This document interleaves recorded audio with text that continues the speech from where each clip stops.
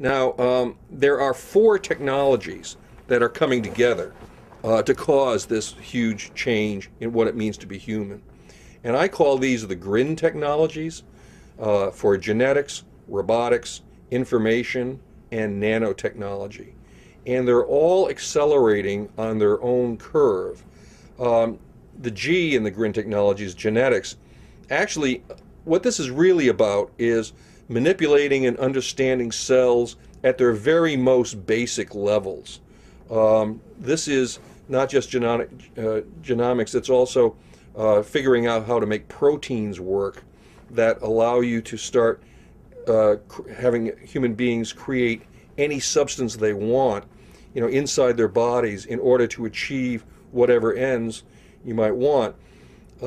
What you're seeing in the earliest phases, like in the next 2 or 3 years, are pharmaceutical results that should have pretty amazing outcomes. One of them is memory pills. Those should be on the market in 3 to 5 years, and these are pills that dramatically enhance your memory. And all of these enhancements usually follow the same path. They're usually originally aimed at somebody who's really sick. And in the case of memory pills, that would be somebody with Alzheimer's. But then it moves out to the needy well, and then to the merely ambitious. Well, think of what memory pills can do to to suppose you were trying to absorb a new language. Suppose you were trying to get a law degree. Well, these memory drugs have amazing implications. For example, Educational Testing Service, the people who do the SATs, they're already just scratching their head about whether this is going to change their business entirely. They make the case that whatever it is that these SATs test is something that's basic and innate in human nature. And well, suppose with these memory drugs, suppose that you can in effect buy an extra 200 or 400 points on your kids' SAT tests with these memory. Well, think of what parents do now to get their kids into the most elite colleges. You can just imagine. I mean, everybody who's involved in creating these memory pills are convinced that this is the biggest thing since Viagra. That this is going to be one of the great commercial products of all times, and there's never reason to think that they're right. Other products that are in the near-term pipeline include vaccines that cure addictions like smoking. Imagine what a smoking vaccine, what that would cost. And of course, it's all working on the brain. It's all shutting off parts of the brain or turning it on at will with this chemistry. DARPA is very interested in conquering sleep. There's already an enhancement drug on the market called modafinil, also known as Provigil. And what it does, it's not a stimulant. It's not like speed. It doesn't get you all wired and hyped. It just shuts off the human trigger to sleep. You just don't feel like going to sleep. And the only major side effect that anyone's noticed is that it increases your concentration somewhat. So when I wrote about this, I spent 40 hours awake under the influence. You tried it? I tried it. It's a prescription drug. You can get it from your internist. The magic words is to say, I have to fly to Tokyo and give a presentation, and I need to be sharp. Do you have anything for that? And the answer is yes. As a matter of fact, we do.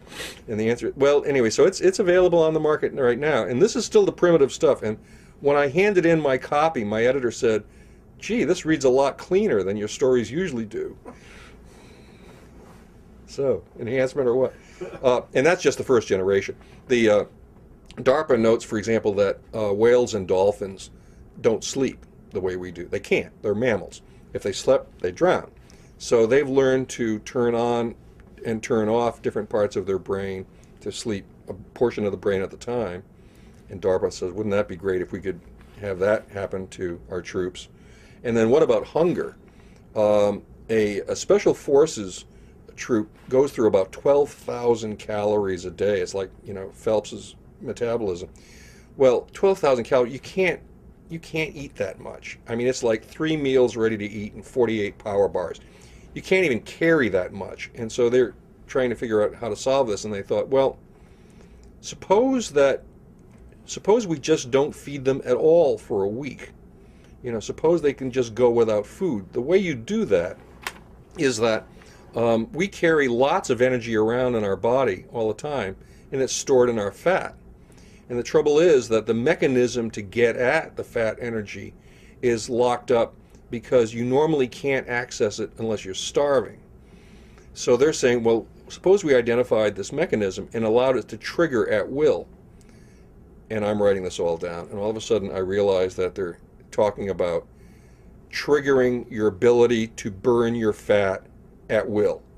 And I say, me, give some to me. You know, I mean, I've been working out for how long, you know, and to what effect, you know.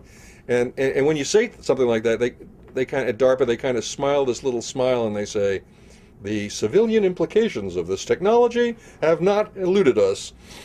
You know, dieting is like a $40 billion a year industry in this country, and if this ever works, it's over. That ends it.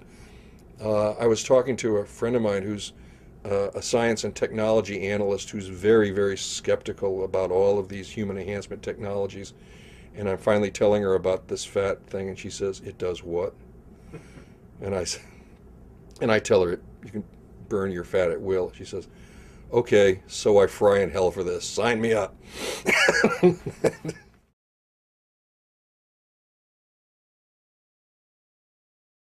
There's the R, the robotics, and what that is a melding of the made and the born.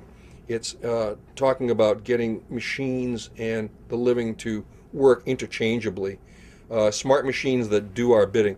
Now, again, this has been around for a while. Vice President Cheney is a cyborg, as you well know. He's got all sorts of gear in there around his heart that has, I mean, he's a real human-machine combination there. But again, you haven't seen anything yet. This is just the start. In 2002, there was a flying robot called a Predator, which is a robot that is an unmanned air vehicle that can stay up in the air for a very long time and just do whatever you want it to do. And in 2002, it came up for the first time behind an SUV in Yemen. And it turned out this SUV was full of people who were identified as Al-Qaeda leaders.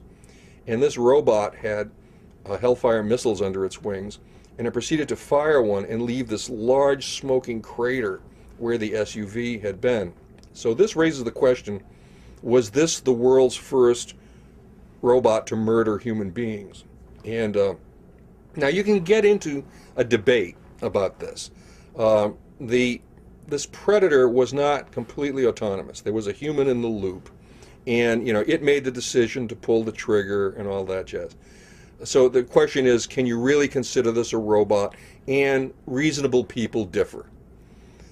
But this could be seen as to be a conversation that could be a little bit overly fine if you were one of the guys in the SUV, you know, as to whether or not this is a true robot. The point is that you do have intelligent machines that are doing our bidding to the point now where all the powers of our comic book superheroes from the 30s and 40s, every single one of them either right now exists or is in development.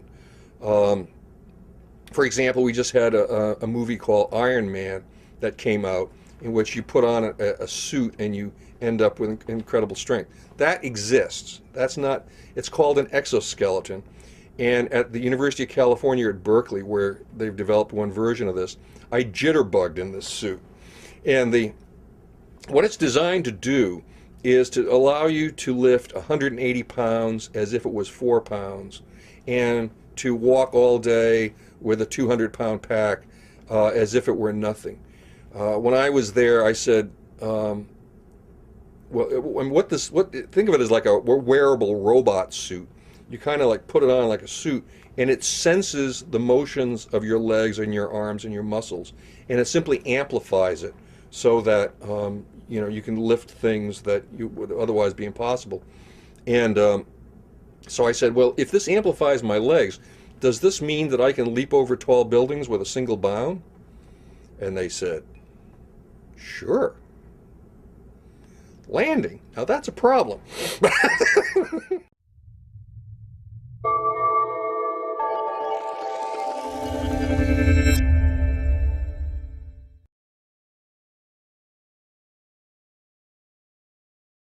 So consciousness is a complete mystery to neuroscience. Why we subjectively experience anything, like the feeling of pain or the redness of red, whenever there are certain kinds of activation in the brain, is a problem we don't even know how to think about yet. Current large-scale brain initiatives tell us a lot about the brain, but seem so far unable to make progress on this matter. It is as if knowledge of the brain does not include knowledge of the mind. So even if we knew every cell in every thinkable brain process, we would still not suddenly discover consciousness as a physical object inside the brain. Neuroscience today typically offers you one of two kinds of explanations for almost all kinds of questions. Some seem to prefer to try and explain mental phenomena based on physical localization in the brain, while others prefer connectionist models inspired by the way computers work. But neither seem really able to bridge this kind of mind-brain gap. Surprisingly, none of those two models are very good at understanding brain injury either. It's still a paradox to connectionist models why localization of injury seems so important. Yet it's a paradox to localizationist models how functions can be lost and recovered without a regrowth of the same lost tissue. Now, of course, any kind of theory of the brain able to handle and support an understanding of complex matters such as subjective experience or neurorehabilitation will be of great value to many different disciplines and may revolutionize artificial intelligence and robotics, and possibly also ethics, as mentioned a moment ago. So, if our current models of the brain find consciousness to be this big mystery, and if they can't really guide clinical neurorehabilitation either, then we probably need completely new models. And those should probably not be extensions of the traditional ones, but rather try to do something completely new. So let us begin with some simple observations. Introspectively, it appears that everything that we experience is information that we have access to. It is somehow available for flexible actions. You might not act on it, but it is available to you. Just look for yourself. Everything that you experience is something that you can act on or report or talk about. Now, the brain, however, doesn't seem to perceive the world directly as it is, but seems to come up with the best reason or cause for why it is in its own current state. I believe that this kind of process makes information available to us, and that the outcome of that, say action outcome, in return modifies this analysis of causation through backpropagations. And I believe this kind of fundamental reciprocal relationship is fundamental in order to understand the mind. I would say that consciousness depends on it. I wouldn't say that consciousness is identical to it or reducible to it. That would be different kinds of thinking. So this kind of reciprocal model or function can be described at several different levels of description. And my model begins with the surface manifestation level, if you want, or the level of the mind rather than from neural components, simply because it's a possibility that the mind can be realized in a number of different ways. That is, different strategies that the brain is able to employ. And those strategies should be thought of as a kind of orchestration of very simple functions, of elementary functions in the brain that are truly localized. They're orchestrated in global or large-scale networks, perhaps, as strategies in order to realize this kind of manifestation level. And every time we succeed in doing something or even perceive something, these networks of elementary functions will be strengthened. Now, should an injury occur to an elementary function, a different kind of strategy, which may be markedly different, which may be as effective or less effective, seem able to take over this realization. And this can only be possible due to a constant reorganization at the level of elementary functions. So please note that this idea involves a very important change of perspectives. The upper level here seems to reorganize the lower level of description. That is, cognition alters brain architecture. You might say that you need to understand the mind in order to be able to understand the brain. In this way, I would argue that the brain constantly optimizes its own functions given resource limitations, not by analyzing loads of data, but by backpropagations from action and cognition. So in this way, a function can be the same and different before and after a brain injury, dependent on the level of description. And in my model, the upper level or the surface level seems to have two aspects. a functional one and a subjectively conscious one, and neither can be reduced to the other, as said before. And if that is right, then neuroscience can never completely explain consciousness. However, the relation between the two can be understood and described. So it is probably soon time that we discuss what we can do and what we should not do once we have this knowledge. Therefore, my question to you is also how we might apply insights into consciousness for various clinical and practical purposes.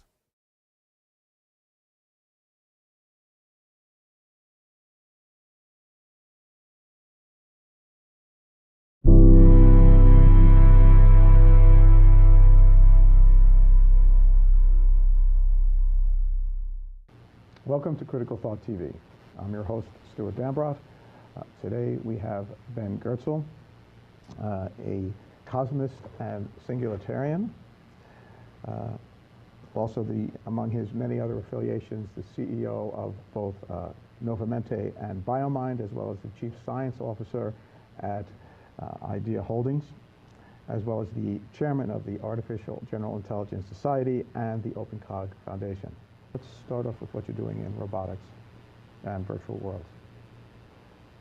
One of the projects I'm working on now, which is based in Hong Kong, in a lab at Hong Kong Polytechnic University, is focused on using OpenCog, our proto-AGI system, to control animated characters in a virtual world.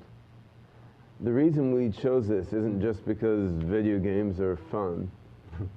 It's because a character in a video game world provides a sort of microcosm of everything that human intelligence has to do.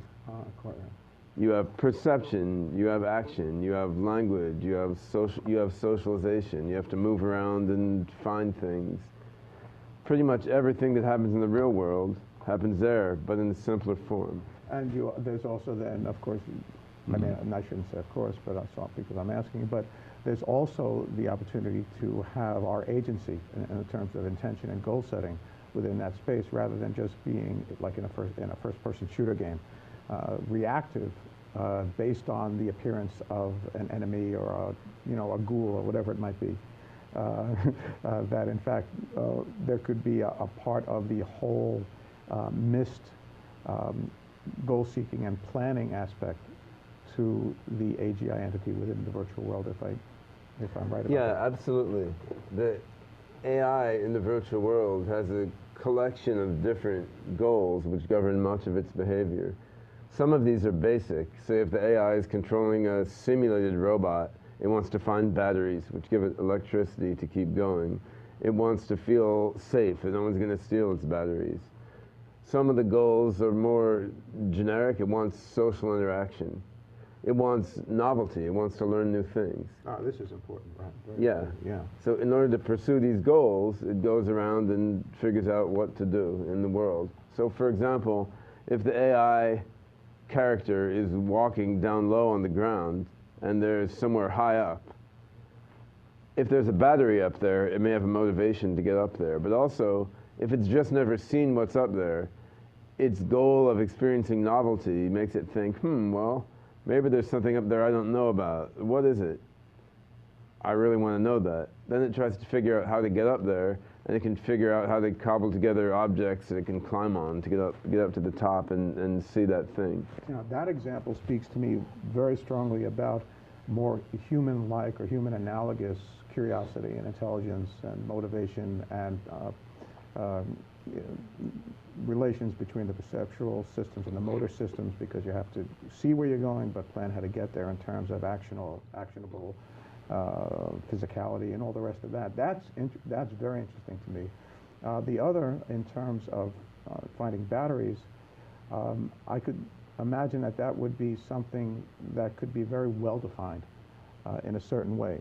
And it brings to mind this research I read about where there were real-world robots that had to find an energy source. And they spontaneously, on their own, learned, and they communicated using light patterns of LEDs. And they learned how to send a false message to competitive robots so that they would go in the wrong direction of the supposed energy source so that the deceptive robots, in fact, had primary access to it. I think this is great. I think this is exactly what human beings would do in that situation. And to me, that was a profound result because they were not told or programmed in any way to do such a thing. Mm-hmm. I think this is great. Yeah, I think that the virtual world has a lot to recommend it in terms of early stage prototyping of advanced AGI systems. It also has the advantage that if you were to roll out a game or a virtual world with AGI characters in it, potentially you could get millions of human players to collaborate basically in teaching your AI by playing the game. Right. And they wouldn't even have to know that they were teaching. In fact, it's better if they don't. They may pay you for the privilege of teaching your AI. Right, by playing the game, they're teaching the AI. Exactly. That's great. That's terrific. So I think that's important. On the other hand, I do suspect there's an ingredient that you can only get from actual physical robots. In other words, the video game worlds and the virtual worlds have a very limited richness of perceptual data and of motor action affordances compared to what you get in this everyday world we live in. It's not really a fundamental in-principle point because I think you could build, in principle, a simulation world that was incredibly richly detailed. But in practice, that's not what we have now. The video game worlds, I mean, they don't have fabrics, they don't have hair, they don't have complex fluid dynamics, there's no peanut butter, there's no clay. If you think about what little kids like to play with, an awful lot of it, it's not just blocks, right? An awful lot of what little kids like to do is learning from all these different materials and substances and their interactions. Right, and the malleability of clay, and the ability to not just have tactile feedback, but the sensation of a surface and all of that's critical. It also reminds me, I wanted to ask you about this because it just occurred to me. Lakoff, George Lakoff, and the whole world of metaphor. He does hold that in his parlance, the conceptual metaphor is something that is based on a primary metaphor, and a primary metaphor is something that is embodied knowledge that results from interaction with the environment in a prelingual state. So that being the case, it just occurred to me that what you're talking about, once especially embodied in the real world, could lead at some point to the emergence of metaphorical language capability in an AGI, and I was wondering what you thought about that proposition. Absolutely. An awful lot of our language is indirectly and implicitly based on our physical embodiment. We use metaphors like, he pointed out that what he's pointing may be some completely abstract mathematical thing, but we still say he pointed out. And like, well, he was on the verge of doing this. Right. The road ahead. Yeah. Referring to the future, and people actually lean forward. He backpedaled on his statement. Yeah, exactly. Right. I mean, there's an endless number of spatial, temporal, physical metaphors that are embedded in our language as well as in our abstract thinking. Very good. Yeah, very good. I wouldn't go so far as to say that you could never make a human-level AGI without a robot body to interact in the world. I think you could do it other ways, but to me, that's the most straightforward way. But there is a dilemma there as an AGI developer. On the one hand, dealing with robots is a real pain right now. They never quite work right. The robot technology we have today is quite crude and primitive. And they fall over and break, as you once told me as well. That's an issue. On the other hand, using the robotic embodiment, in principle, gives you so much more in terms of integration of perception, action, cognition, language, and in terms of, as you said, understanding linguistic structure in terms of your embodied experience. And in terms of the affordances you mentioned as well, after Gibsonian ecological psychology, that those are evolutionarily determined. They arise naturally because of the interaction over time, but time can be manipulated, and temporality can be manipulated in a virtual world, so it can be sped up, but it's based even in that virtual or real world on interaction, real world interaction. But fortunately, robotics technology is advancing pretty fast. I've been talking a lot with two outstanding roboticists, David Hanson, who's building the Hanson RoboKind, which is a commercial humanoid robot about this tall with a very emotionally expressive robot face. And then Mark Tilden, who's based in Hong Kong, who is the mastermind of Huawei, which made the Robo Sapien robot, which doesn't break when it falls down the stairs. And interestingly, Hanson's robot is also manufactured by Jetta, based in Hong Kong. So we've got a sort of robo AI community That's great. developing there with Western AI and robotics design guys basically working with the Chinese robot manufacturers across the border in China, because China is really the only place now that knows how to make complex robots at scale and low cost. Oh, that's very interesting. Yeah, yeah. So I think that in the next few years, as robotics technology gets better and better, it's going to become more and more viable for AI and AGI researchers to work with robots, and I think that's very positive. Especially if we want to reach DARPA's goal of having autonomous AGI robotic armies by 2050. Well, there you go. All right. Yeah, one interesting example of robot technology that I've just seen recently, there are robot fingertips.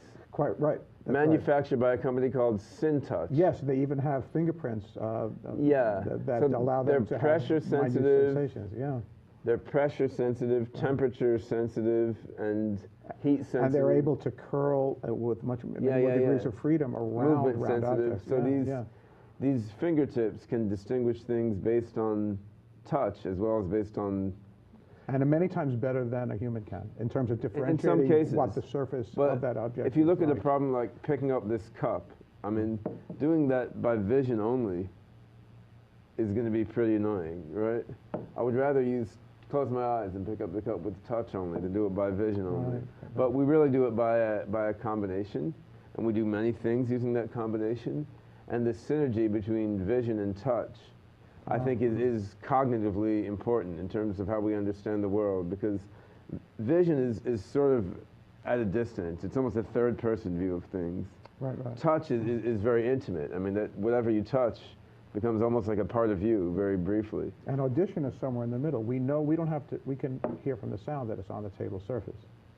Yeah. All right, but we're holding it, so it's linked to that sense modality, but we don't have to use vision. Audition lets us sense movement in a very direct way, which is a unique contribution of audition. If you want to hear whether someone's coming toward you or away from you, I mean, you can hear that and you can sense it quite readily, whereas telling it by vision is a bit dodgier sometimes and less precise. So each of the senses contributes a different thing conceptually. We integrate them all. That helps us understand the world and understand ourselves conceptually.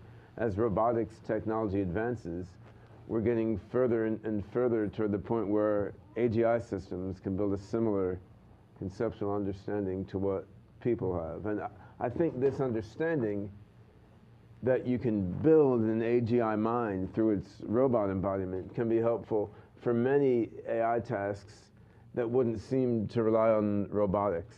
I've been doing a lot of work applying AI to analyzing genetics data. We're looking at genetics data from long-lived flies that live 4 or 5 times as long as normal people, produced by selective breeding over 30 years. We're applying AI technology to genetic data from long-lived people, looking at healthy people age 80 over versus matched controls who are age 80 or over but not healthy, trying to understand the genetic underpinnings of longevity and age-associated disease. Now, on the face of it, this would seem to have nothing at all to do with little robots walking around. It seems like you're just crunching genetics data. But here's the thing.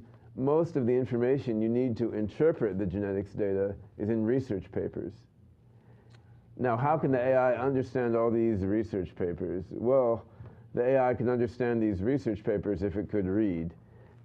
you're right back to the language understanding problem, and you're back to the fact that the metaphors and expressions used in research papers are largely drawn from embodied experience. Ah, quite right. To take another point, reading papers and analyzing data isn't all you need to do to understand longevity. You need to design new experiments.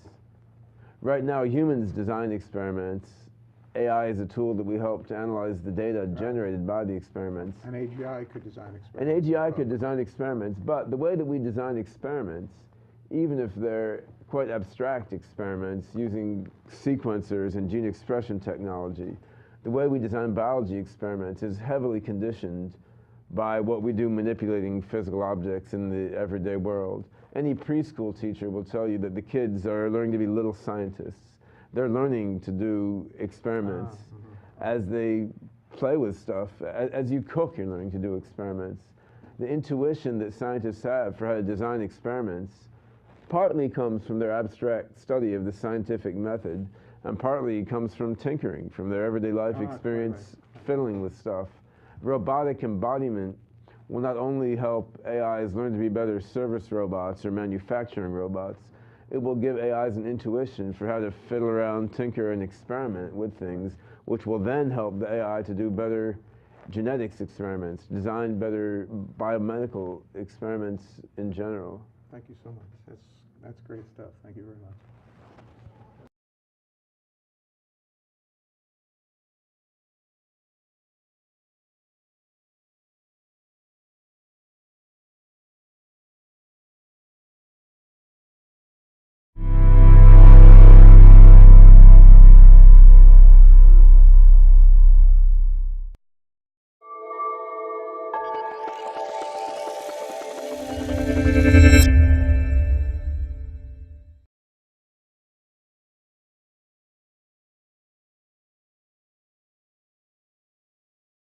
I'd like you to start by imagining that this humble device was harnessing quantum mechanics to monitor your state of health and then to securely communicate with your doctor, also harnessing quantum physics, and that your doctor would then prescribe you a new drug that has been designed on a quantum simulator, and that his diagnosis was informed by a quantum computer. Now that future and a whole lot more is potentially soon possible. So as bizarre as quantum physics is, it turns out to be the basis of some incredibly disruptive quantum technologies. And what I'd really like to emphasize today is that these technologies are emerging from the research lab. So at the University of Bristol, we're working with a large range of organisations to develop these quantum technologies that will have profound impacts on all of our lives, societies, and economies. These will occur in four main areas. The first is in security. So probably all of you have wondered about how secure your mobile phone is when you log into your bank or you buy something online with it. Well, working with our colleagues at Nokia, we've developed a secure communication system that would allow your handheld device to communicate with your bank teller machine. And the way that works is that you and your bank encode your information in single particles of light, single photons, and the laws of physics demand that if anyone extracts some information from that transition, that will disturb those single photons, and you and your bank can detect that. The second area is in sensors, which are becoming ubiquitous in transport, environmental monitoring, security, and healthcare. And it turns out that if you want those sensors to be as precise as they possibly can to make their measurements most precisely, then you need to harness these bizarre properties of quantum physics. Already we have been able to measure the concentration of a blood protein using this bizarre state of entangled photons, and that's a really key step to making this into a practical technology.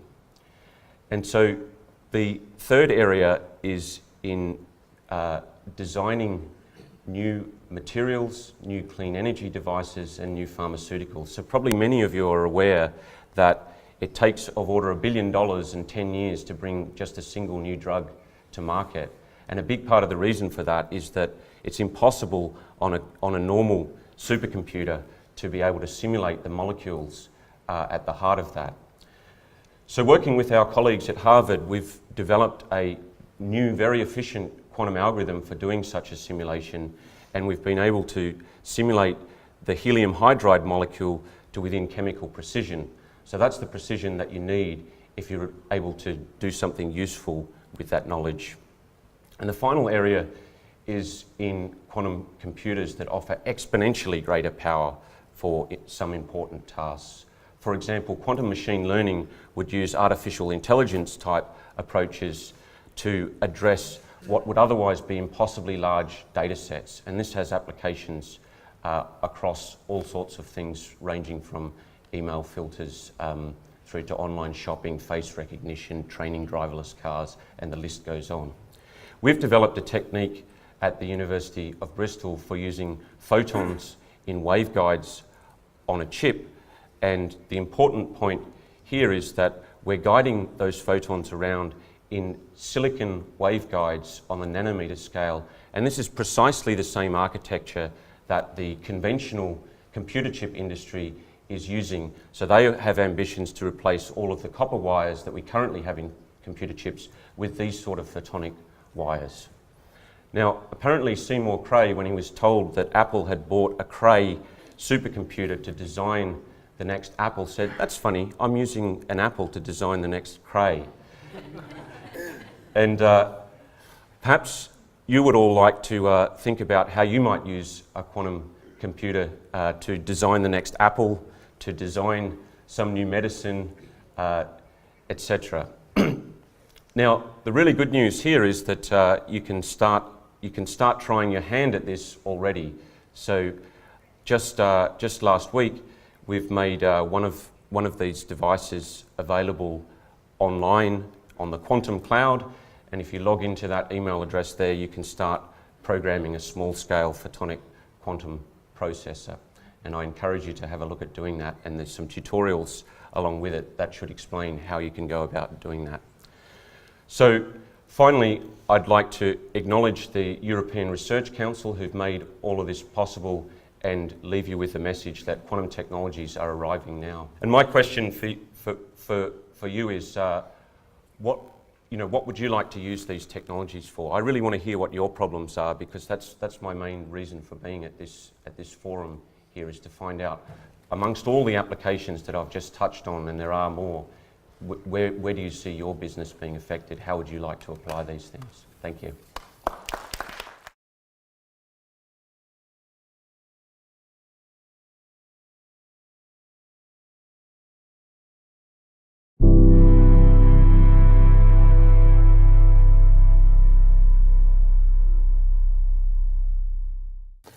Welcome to Critical Thought TV. I'm your host, Stuart Dambrot. Today we have the inimitable Ben Goertzel with us. Ben is a self-described cosmist and singularitarian. He's also the CEO of Novamente and BioMind, and as well as the Chief Science Officer of Idea Holdings.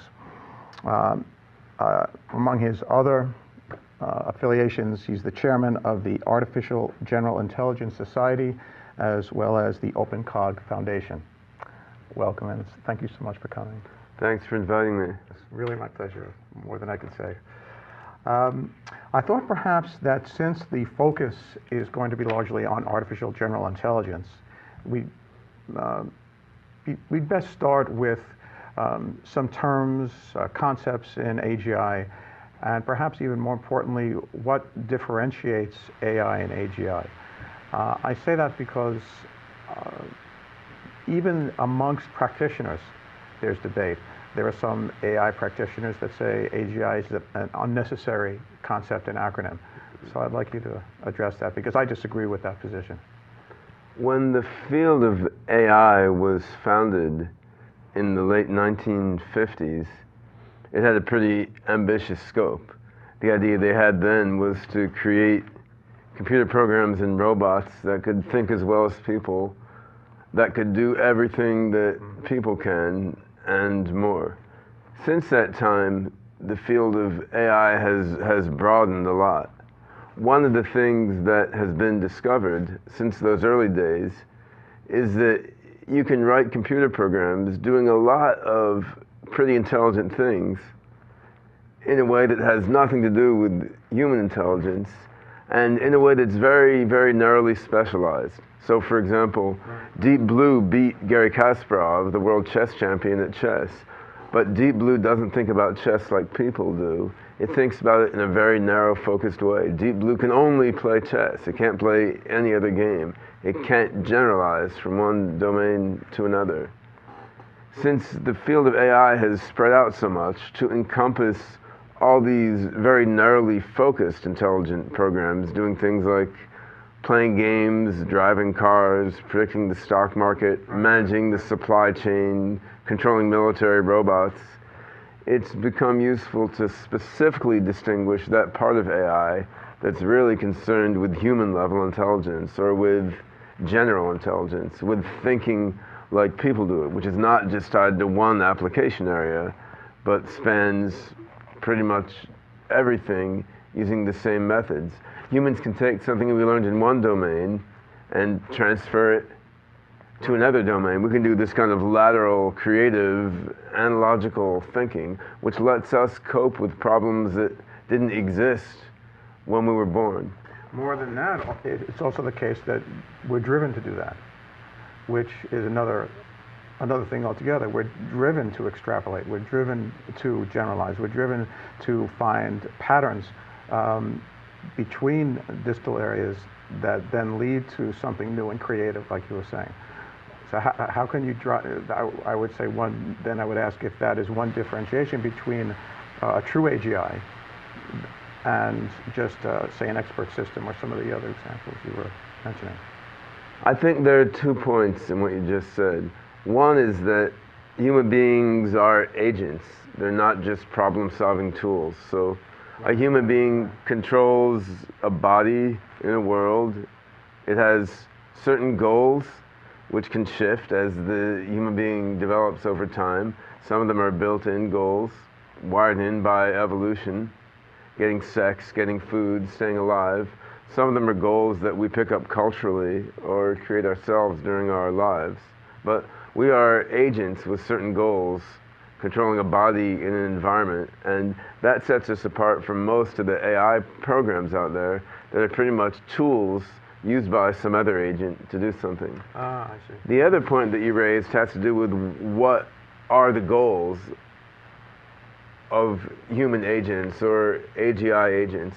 You could make an agent with a very specific goal, like kill the enemy, win the chess game, find the cure for cancer. On the other hand, you can make an agent with a more general goal, like learn new things, improve yourself, expand your scope of functionality, create new things.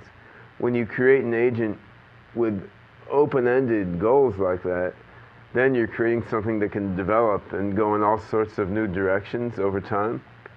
Human beings are agents with pretty open-ended goals alongside the more basic biological goals. Right. AGI systems, if they're really going to flourish up to the human level of intelligence and beyond, I think they need to be agents, and they need to have open-ended goal systems. This is both an amazing opportunity, and it's a challenge, and it's a risk, because once you've created an AI with an open-ended goal system, that AI can develop in all sorts of different directions. It becomes harder to predict and constrain what it's going to do. Right. Which leads to the ongoing debate between should we not create these open-ended AGIs if, in fact, they're not their behavior and their thought processes and their goal setting is not predetermined, and we don't know what it's going to be. Therefore, we don't know if they're going to look at us as something that is perhaps irrelevant. That whole argument that is put forth by quite a number of players in the space. On the other hand, you could also make the case that because we don't know what level of benefits to human beings can come about because of an emergent AGI. So I'd like to ask you where you fall on this line and how you see it in terms of the line of is it something that, because it's could be unpredictable, is something that needs to be avoided rather than embraced? Whether or not to create advanced AGI is a very uninteresting question, because it's just going to happen.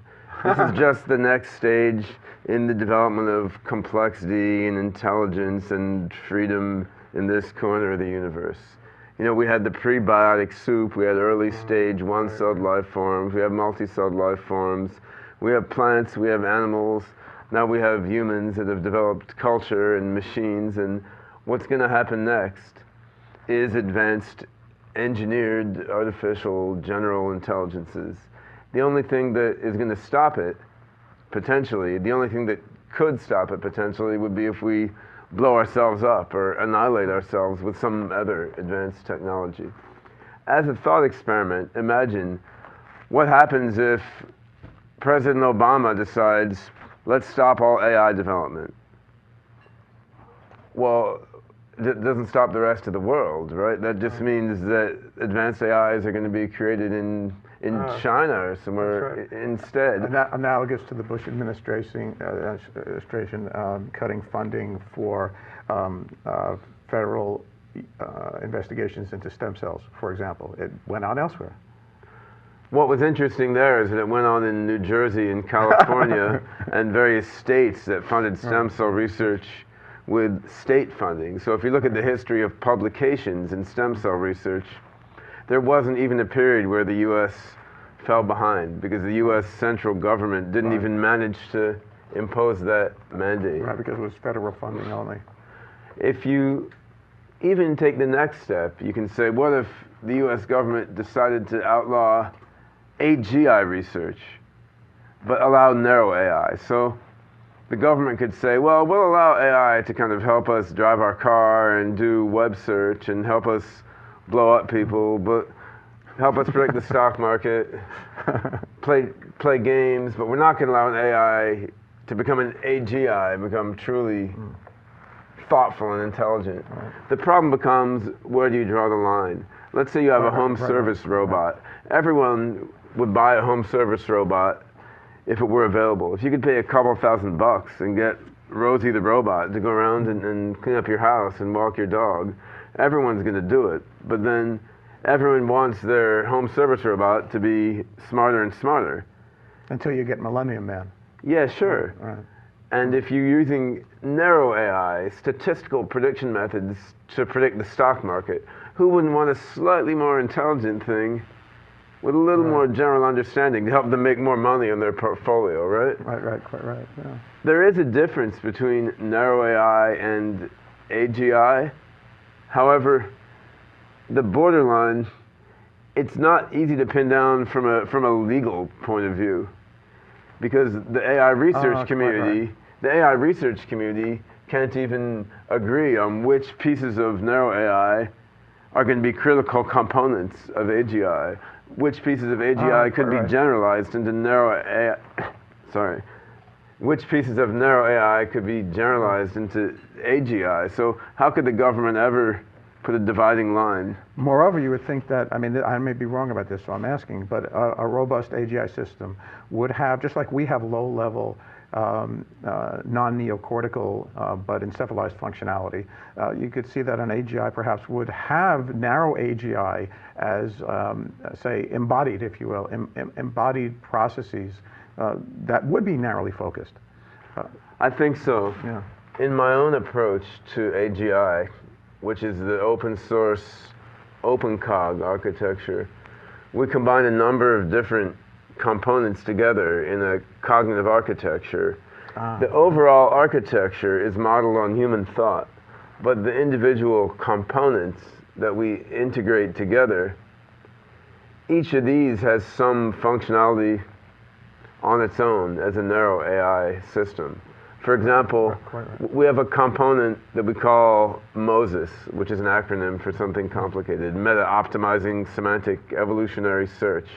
So this component I'm using now to analyze genetics data to try to help figure out why people live a long time.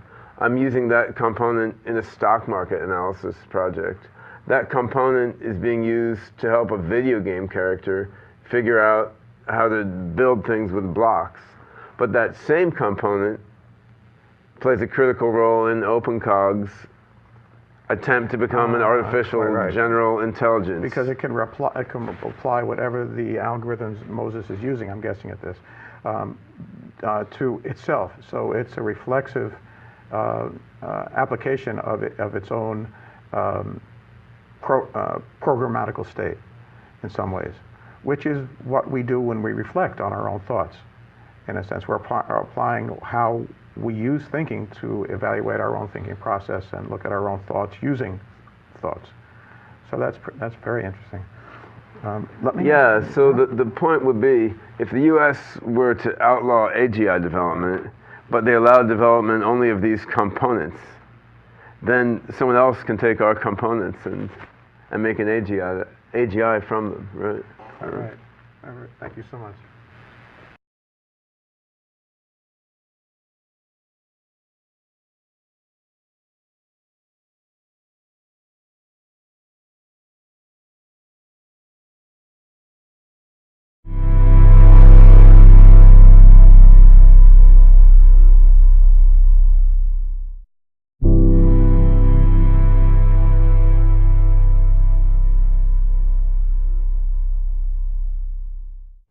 Welcome to Critical Thought TV.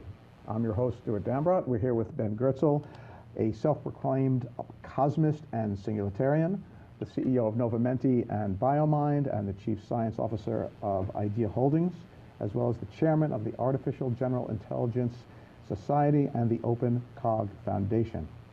Welcome. Thanks for having me. It is so my pleasure to have you here. It's great. Okay. What happens after the singularity? I mean, this is an open question. We're not even going to get into the fact or the debate about whether it's going to happen or not, or if Ray is accurate enough, or any of that. Let's assume, if you will, that it is coming. The timeline is roughly accurate, 20 to 30 years, something to that effect. But even if that's not the case, what happens in a post-singularity environment, in your view? When Werner Vinge first proposed the concept of the technological singularity, the way he put it was, after this point, we just don't know what's going to happen, because... Rainbow's End in the 80s, I think. I believe it was in that science fiction novel. Rainbow's End was a more recent novel. Yeah. Oh. Is it Marooned in Real Time, perhaps? Oh, perhaps that was it. Yeah, perhaps that was it, yeah. Anyway, Werner Vinge's vision of the singularity was a point after which we can have no idea what's going to happen. Ray Kurzweil has put forward a sort of kinder, gentler view. He seems to see the singularity more as kind of like life as it is now, but without any shortages of energy or health, without a limited lifespan, with all the goodies we want. I tend more toward the Vingian side of singularitarianism. I tend to think a singularity is likely to happen, and it's going to be a radical discontinuity. It's hard for us to predict what comes afterwards. But as well as a singularitarian, I consider myself a cosmist. What this means is that I don't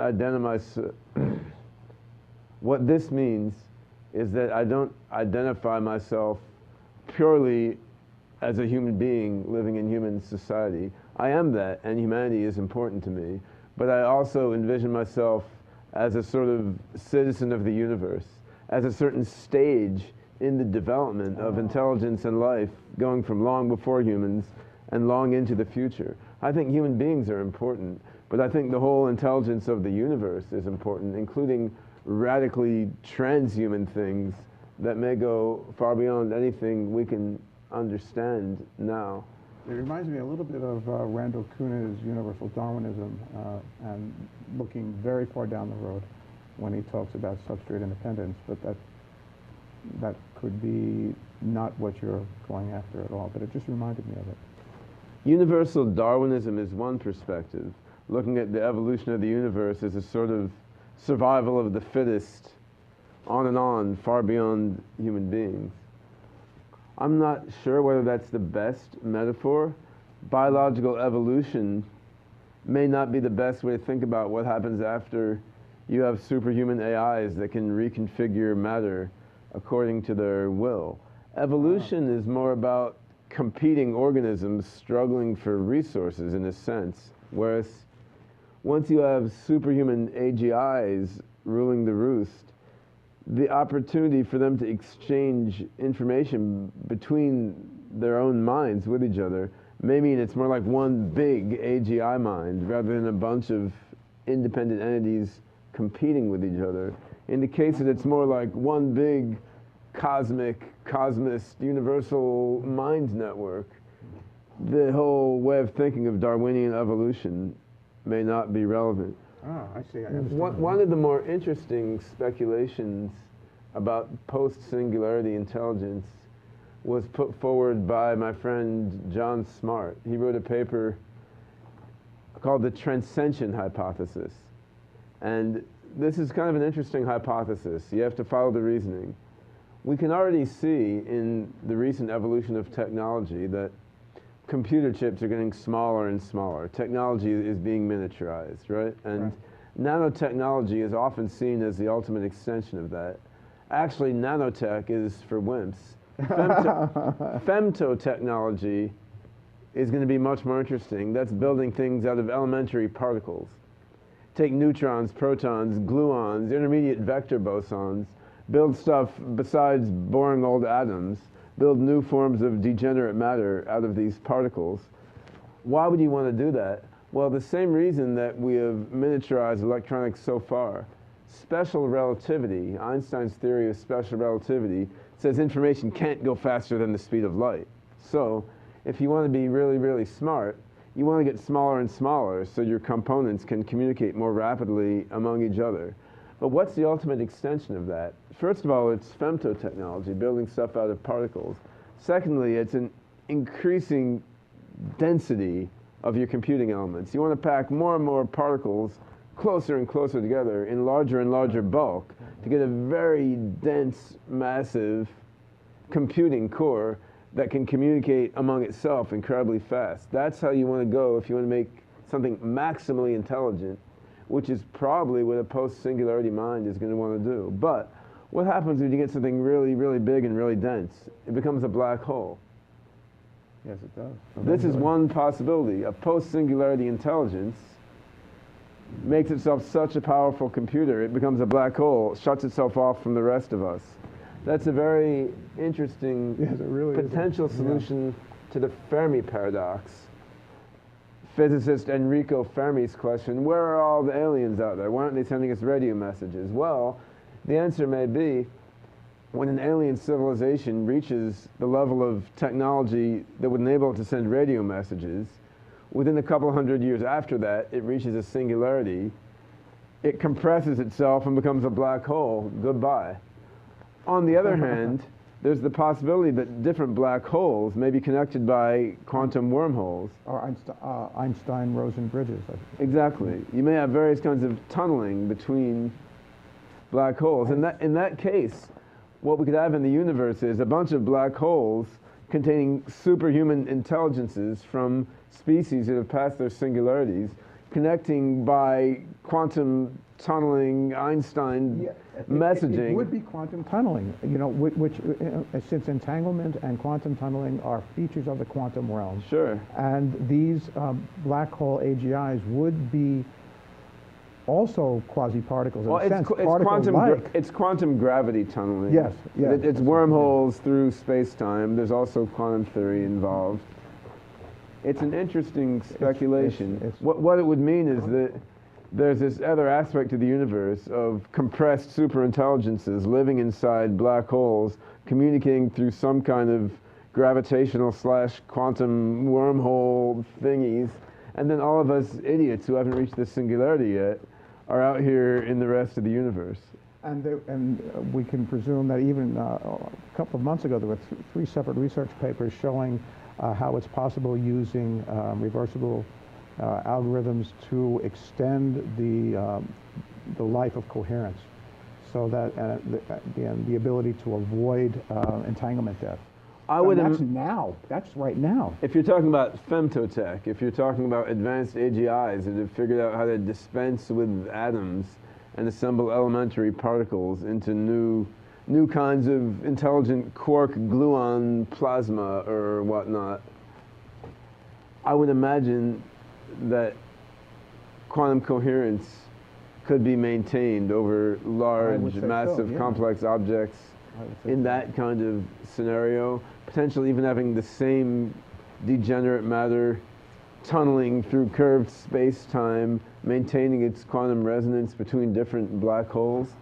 This is all complete wild-ass speculation. But it makes sense to me. I mean, it's Stargate AGI-1. Right? Yeah, what it indicates is that there could be a lot of things beyond Terminator robots stomping around on the Earth, or any kind of anthropomorphic AGI that we're thinking of. Now, we have to bear in mind that physics has revised its fundamental theory of the universe every 50 or 100 years or so. Right. So it may well be that by the time we get to the singularity, we won't have these same ideas about black holes and tunnels through curved space-time and so forth. Anyway, it may be something even far wilder and stranger that we can't even imagine. But I do think it's important not to constrain ourselves to an anthropomorphic view of post-singularity AGI. How could we ever understand the thoughts of some quark gluon plasma with 88 quintillion times more the processing power of humanity distributed among multiple black holes through these tunnels? I mean, that are space-time irrelevant, that are completely decoupled from space-time. It may be able to reshape space-time locally as part of its thought process. And if you, especially if you subscribe rather to the particle physics view of forces in gravity, but the Einsteinian geodesic as a conformational feature of space-time in the vicinity of mass, then in fact you would expect that. You would expect it to, and since it's a conscious entity as well, that would be, I think, not a necessary but a highly probable outcome. Well, go a little further out there even. Now, Kurt Gödel, the famous mathematician, he also dabbled in physics, and he showed there's a solution to Einstein's space-time equations that would allow you to travel backwards in time. If space-time were curved the way that Kurt Gödel said, you could fly this direction. Eventually you would come back where you started, but earlier. Now, imagine you had an AGI that could reshape local space-time inside its personal black hole to enable this kind of curvature. Then it could be going around in causal time loops of backward time travel. And you know what else there could be? There could be then, you know, the hypothetical entity of negative energy, right? Which could be used in principle if it exists, and if it could be enough could be collected, if you will, in a certain constrained space. It could be used to expand and contract space-time at will. So it would be like in Dune, traveling without moving. There you go.